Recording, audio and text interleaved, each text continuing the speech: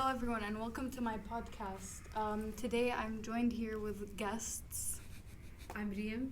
I'm Sarah. I'm Misk. I'm Tamar. I'm Yasmin. I'm Dayan. I'm Haya. I'm Randa. I'm Zahra. So, this is the first episode of my podcast. We're going to be talking about business success, but in today's episode, we're just going to be talking about success in general and what everyone thinks success is in their own way. So, do you guys think that the definition of success is the same for every person? I think that success just differs from one person to another because success can be something big or small, so you can't really constrict it to a certain definition. Yeah, I think success is very relative to the person and the situation. Yeah, I agree with Miss Kananda because various people have different interests and passions for life, and I think success is finding that passion of yours, and it's different to each person. I think there's a common definition of success that we commonly attribute success to having a lot of money, but a lot of the times you can have people that are relatively well off, some people who are poor, some people who are, more wealthy than others, and they still have different definitions of success even in that sense. Yeah, I feel like your point goes back to the idea of having the debate of whether being rich and sad is better than being poor and happy, stuff like that. So seeing how people have different perspectives on that shows how people have different perspectives on what success is. And I think it's different what success is to yourself and success to what society dictates, because we see as society successful people are people who go for more education and being a doctor and a lawyer and engineer, but for a singular person, an individual, will have a different meaning to success than what society has. And to add to that, what you said about success being dictated by yourself, I feel like that also goes back to how each person defines success as their own. So you could define success as being achieving your own personal goals, what you want to achieve in the future, and that's why success is different for each of us. And about the point Yasmin made about society's success, it also proves that some people don't really achieve their certain definition of what success is, but they just conform to what society wants them to do and don't really achieve what they want. Okay, so why do you guys think that success differs from one person to another? I think it's because mainly each one of us have different goals. What are your goals?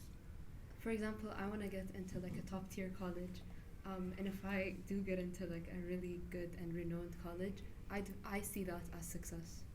Does anyone here have another definition of success? I mean, if it goes back to the topic of universities, then I feel for me, as long as it's a university that's good for me and I feel the environment is a safe environment, it doesn't matter, for me it doesn't really matter if it's top 10, top 5, whatever, as long as it's good, teaches what I want and it's a good environment, I don't mind it. Going back to environment, I feel the environment in which a person grows up in often dictates how they see success or how they define success. Yeah, I also think that success is a scale. I could think that something is for me is successful, but another person could think that the small thing is successful for them. And it doesn't have to be a drastic success. It could be a tiny little step in the right direction. Okay, since you all think that, some of you think that the definition of success is going into a good college, do you guys think that a college education guarantees success? Not necessarily. No. A lot of the time, people go into and get college educations and they're just faced with crippling debt for the rest of their lives. And it can be the opposite sometimes. Someone may go to a community college, a normal college, somewhere that people don't see as necessarily successful, and then often I think also there are other factors that contribute to your success based on where you go to college. Let's say, for example, someone is more wealthy and they go to a community college or a less known college, they can still be successful. But if someone who grows up in a poor environment goes to a successful college, the likelihood of them being successful in the standards of society is less likely than the wealthy person. And it also is the same point of going to a college that suits you, because some people end up going to Ivy Leagues and having a terrible time and once again having bad mental health issues and stuff like that. So it's not really, university doesn't have to make you successful, because a lot of people don't even go to university and don't seek that higher education and still manage to find ways to become successful. A lot of people can't even get to university. They can't even pay for applications and stuff, and they can still be successful. A lot of the people that are really successful today, the top billionaires and millionaires of the world haven't. Bill Gates is a dropout. Yeah, he didn't go to college. Yeah, most billionaires are dropouts. It's because they have hard work and perseverance, and they get out of their comfort zone and challenge themselves, and that will make someone successful. I think also because usually universities or schools in general make people conform to certain rules, certain guidelines, restrictions that limit someone's ability to be creative and to go outside of that comfort zone, like you just said, to think outside of the box. And that's why I think university isn't necessarily a big factor in determining success. Also, going back to what Sada said about the environment, a lot of people, maybe in different countries, their goal or like towards the end of education, they may not even see college as a step. And it's also like Haya's point about the constricting thing. Like a lot of colleges really, force you to take specific courses, but I believe that like the colleges that allow you to take different things and explore different stuff, even as simple as like, for example, a bowling course, like that can be something where you explore new talents, new hobbies, and like so like these things like constricting yourself to what society wants you to do wouldn't make you like per se like successful per se. Also, like if you're talking about like a competitive standpoint, like for example bowling, you said just like getting a medal or like winning first place or second place or like placing doesn't necessarily like resonate with success. Like you can participation in success, the fact that you actually went and tried and like put in effort and you put in like you practiced and everything like that, that's success in its own way. I mean, yeah, I feel like like the idea of being successful gets to a lot of people's heads, like which causes like a lot of conflict to happen, like the conflicts happening like chess tournaments and stuff where people like resort to certain measures to cheat and such. Okay, I have a question.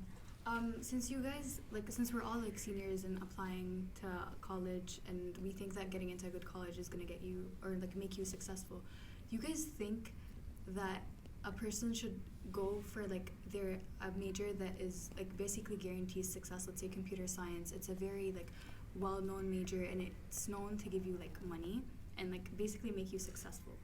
Do you think a person should go for like a safe major that's like guarantees them money, or go for like their passion, let's say like film studies or fashion design? Okay, so there are some concepts and ideas that can be like taught alone, like on a separate basis. For example, like some areas of film studies can be taught through YouTube tutorials or stuff like that. But if someone wants to pursue that in education, it shouldn't be like a huge issue. But when it comes to stuff such as computer science, if someone is passionate in that, they're like guaranteed to have like a great time.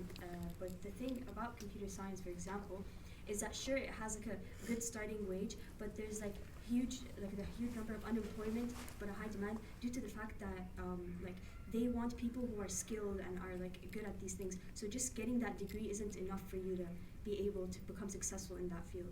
I think that going with the safer option is always obviously a safer option, because you're like guaranteed work, and like there's a lot of job opportunities for like, for example, computer science. There's a lot of job opportunities. The government wants these kind of jobs. There's like a lot of businesses that want like try to make things more like technical and stuff like that. But if you want to do with what you're passionate like with, it's not necessarily guaranteeing success per se in like societal standard, because like to be successful, for example, let's say as an architect, you have to like do something. You have to have a lot of money so you can like make a difference in the field. Like so you're not gonna find work or like very like prestigious jobs as an architect, like as a beginning architect, until like you prove yourself like worthy of your role and your job. Okay, so personally, I think that stability is more important than being happy or like following my passion, because I think that stability, like you have to have stability to build your passions off of. So for example, let's say I was passionate about fashion design, so I would go into computer science to have that as a base, to have like some sort of like degree which guarantees me a source of income, and then off of that I would build off like my passions, and I would go to like fashion school or like culinary school. But how would you guarantee that you will be successful with like graduating in computer science? It's not more success. To me, the definition of like success to me is stability. So as long as I have like a source of income, a house over my head, food, and like some sort of stability in my life, I define that as successful. Mm-hmm.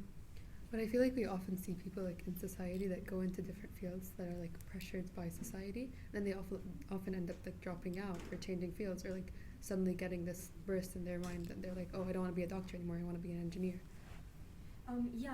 Also like the points you guys made as well as the point you made, like computer science and such, it's like a very stressful major to go into if you're not interested in these things. Like a lot of people tend to constantly complain about it even when they are interested in it. So it's not as simple as just like entering a major and like succeeding in it. And it also goes back to the point I made before about like you having to be skilled in that subject in order to find a job. You can't just find a job with anything. And I think at our point in life, as youth, we should mainly focus on our passions. And as we segue basically into our adult life, we should try to find a basically mix of what our skills can get us into the work field and what our passions have. And so when we go into the adult life, we'll have more responsibilities as we become parents. We'll have to have the responsibility of providing financial aid to our children. So you can't be pragmatic about it and go, okay, I'm passionate in this thing, which doesn't have any opportunities in the work sector. And then in the end, you won't have a roof over your head or over the ones that you love.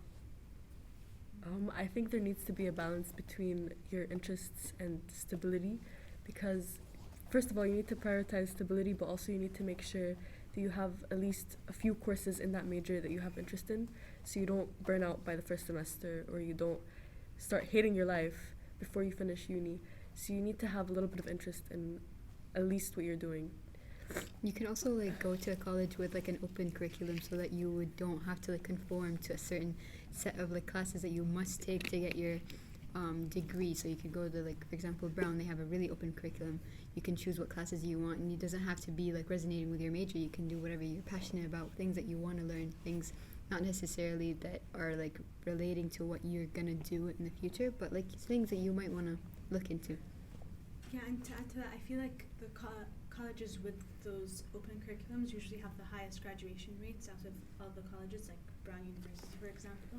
And yeah, that goes back to how allowing students to explore their different interests, their different passions, while mixing that into their academic lives and into what they want to pursue as a career later on can allow them to avoid burnout, like Tamal said, and instead fuel their creative minds and their critical thinking skills.